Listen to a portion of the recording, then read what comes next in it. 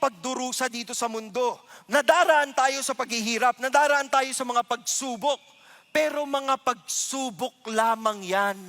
Huwag mong itigil ang laban. Sabi ni Peter, in this you greatly rejoice, even though now for a little while, if necessary, you have been distressed by various trials. Bakit? Kasi may papatunayan yon, the proof of your faith, which is more precious than gold, which is perishable, though tested by fire. Magpasalamat tayo sa Panginoon na sinusubok yung ating faith because that is more valuable than any other material things. Lord, salamat may pagsubok.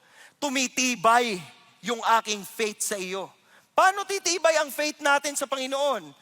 I consider that the sufferings of this present time are not worthy to be compared with the glory that is to be revealed to us. Na-excite ba kayo na babalik si Kristo?